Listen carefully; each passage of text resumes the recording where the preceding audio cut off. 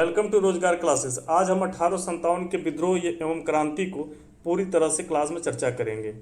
इससे किसी भी एग्जाम में 1 से 2 प्रश्न आने की संभावनाएं रहती हैं। तो 1857 क्रांति क्या थी और इसमें कहाँ के लोग कैसे जुड़े थे तथा उसको दमनकर्ता कौन थे, इन सभी विषयों पर चर्चा की जाएगी। साथ ही 1857 की क्रांति से संबंधित जो भी फैक्ट्स हैं उसको भी बताया जाएगा। तो क्लास को प्रारंभ करते हैं और देखते हैं 1857 क्रांति क्या थी। 1856 में अंग्रेजों ने एक पुरानी बंदूक थी उनकी ब्राउन बैस, उसके स्थान पर नई एनफील्ड राइफल्स को प्रयोग करने का एक निर्णय लिया। चूंकि ब्राउन जो एनफील्ड राइफल्स थी उनमें गोली भरने से पहले उस बुलेट को मुंह से खोलना पड़ता था।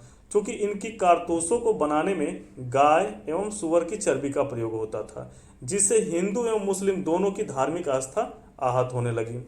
29 मार्च 1857 को मंगल पांडे नामक एक सैनिक जो 34 नेटिव इन्फेंट्री बैरकपुर से संबंधित थे ने कारतूस को मुंह से काटने से मना कर दिया था, जिसके फलस्वरूप उन्हें 8 अप्रैल 1857 को फांसी पे चढ़ा दिया गया।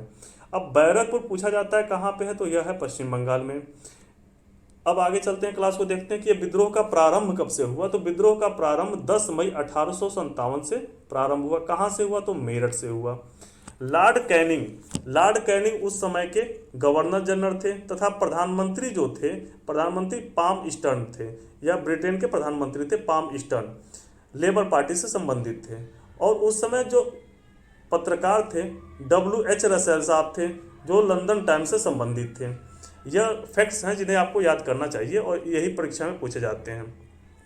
अब 1857 क्रांति से सबसे महत्वपूर्ण जो बिंदु है उसको देखते हैं कि 1857 की महान क्रांति के केंद्र कहाँ कहाँ रहे और दमनकर्ता कौन थे, भारतीय नायक कौन थे। तो दिल्ली से जो थे, दिल्ली के भारतीय नायक के रूप में बख्त खान थे, दिल्ली के नायक जो थे बख्त खान थे। और दमनकर्ता जो दिल्ली में 1857 क्रांति का जो प्रारंभ हुआ उसके दमनकर्ता निकलसन थे, जो मारे गए, तथा हडसन ने आगे चलकर उसका नेतृत्व किया। कानपुर से नाना साहब जी थे और तात्या टोपे, इनके दमनकर्ता कैंपबेल थे, कैंपबेल। लखनऊ में बेगम हजरत महल जी इसकी नायक थी, वहाँ से उन्होंने नेतृत्व किया था। हेनरी लॉरेंस जो मारे गए तथा कैंपबेल ने दमनकर्ता के रूप में कार्य किया। झांसी में महारानी लक्ष्मीबाई जी वहाँ की नेतृत्वकर्ता थी। और ह्यूरोज जो था, ह्यूरोज झांसी में दमन को दबाने वाला अंग्रेज अधिकारी था। इलाहाबाद से लियाकत अली साहब थे और कर्नल नील वहाँ दमन दबाने वाले अधिकारी थे। जगदीशपुर से कुंवर सिंह जी थे जो, और वहाँ पे दमनकर्ता जो थे वह विलियम टेलर और विसेंट आयर जी थे। कौन थे, विसेंट आयर और विलियम टेलर। वहाँ पे कुंवर साहब जो थे, कुंवर साहब वहाँ के नेतृत्व करता थे जगदीशपुर से। बरेली से बहुत ही महत्वपूर्ण है, यह प्रश्न 1 से 2 बार आ चुका है।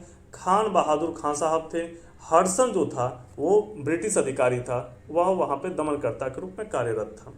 फैजाबाद से मौलवी अहमदुल्ला थे। मौलवी अहमदुल्ला कहाँ से थे, तो फैजाबाद से थे। और कर्नल नील जो थे वह दमनकर्ता के रूप में कार्य कर रहा था।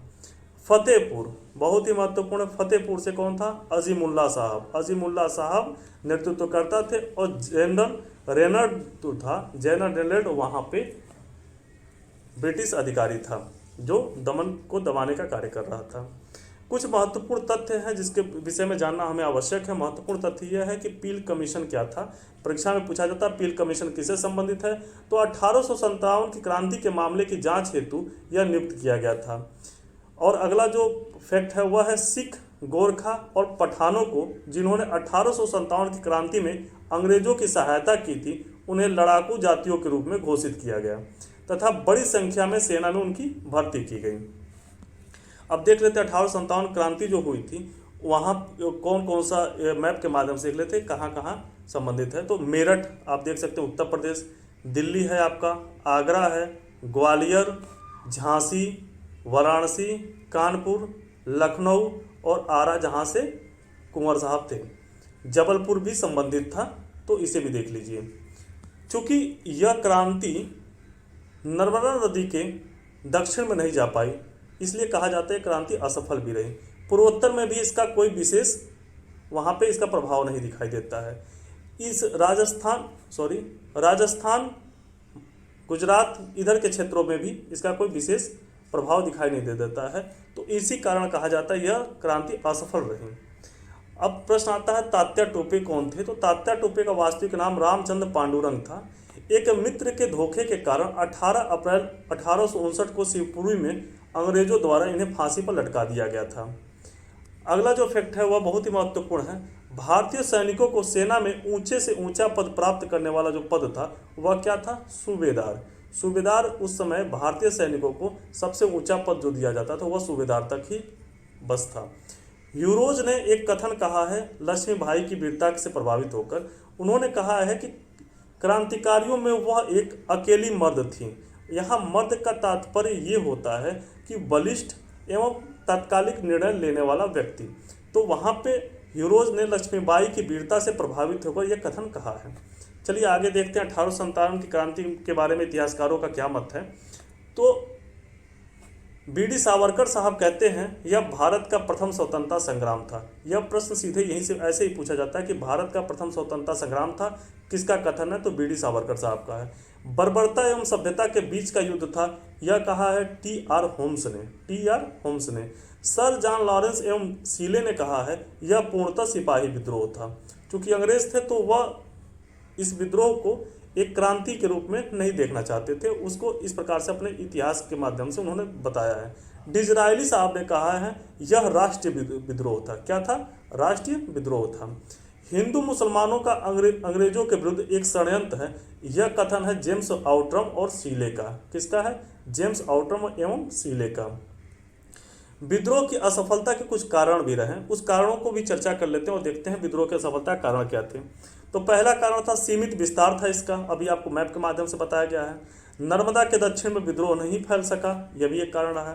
जमींदार, साहूकार एवं बुद्धिजीवी वर्ग इससे पृथक रहे।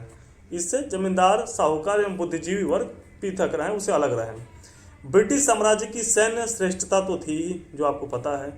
सुदृढ़ नेतृत्व एवं योजना का अभाव था, तथा यह भी देखा जाता है यह जो क्रांति थी अपने समय से पहले हुई, यह भी एक कारण रहा है इसके असफल होने का।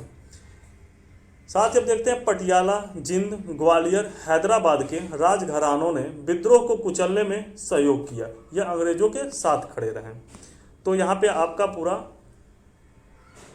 1857 की क्रांति समाप्त होती है और यहीं से प्रश्न बनते हैं। तो बहुत कम समय में आपको 1857 की क्रांति पूरी तरह से बता दी गई है।